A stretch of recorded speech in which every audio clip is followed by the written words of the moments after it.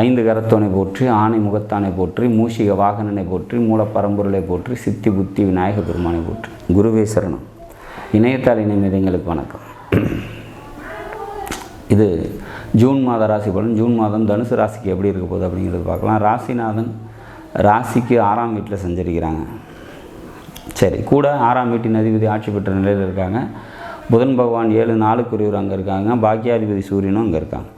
சரி, அங்கே இருக்கக்கூடிய கிரகங்களுக்கு சப்போர்ட் அந்த வீட்டின் அதிபதி ஸ்ட்ராங்காக இருக்கிறதுனால உடல் பலம், மனபலம், தைரியம் இதெல்லாம் நல்லா இருக்கும். 2 மற்றும் 3ஆம் அதிபதி ஆட்சி பெற்ற நிலையில் இருக்கிறாங்க. பொருளாதார நிலை நல்லாயிருக்கும். 5ஆம் அதிபதி 4ல், அதாவது 5ஆம் பாவத்துக்கு 12ல் இருக்காங்க. கூட ராகுவோடு இருக்காங்க. அப்போ பூர்வீகம் சம்மந்தப்பட்ட பிரச்சனைகள் ஏற்படலாம். குலதெய்வ அனுகிரகம் குறையிறதுக்கான வாய்ப்புகள் உண்டு. குலதெய்வ வழிபாடு தடைகள் ஏற்படும். ரத்த சம்மந்தப்பட்ட உறவுகள்கிட்ட கூடுதல் கவனத்தோடு இருந்துக்கிறது சிறப்பை தரும். பயணங்களால் ஒரு சில பேருக்கு தேவையற்ற செலவுகள் ஏற்படுறதுக்கான வாய்ப்புகள் உண்டு. பூமி, இடம் சம்மந்தப்பட்ட தொழில் செய்கிறவங்களுக்கு தொழில் நல்லாயிருக்கும். பேராசைப்படாமல் இருக்கிற வரைக்கும் உங்களுக்கு வெற்றியும் மகிழ்ச்சியும் உங்கள் கூடவே இருக்கும் அப்படிங்கிற மாதிரியான ஒரு அமைப்பு.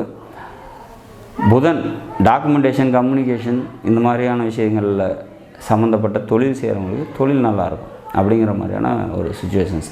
மனைவியால் நன்மைகள் ஏற்படும்.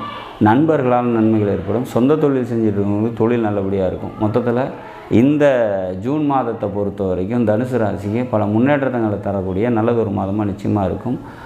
சிவன் வழிபாடு கூடுதல் சிறப்பையும் நன்மையும் உங்களுக்கு நிச்சயமாக தரும் அப்படிங்கிற மாதிரியான ஒரு அமைப்பு.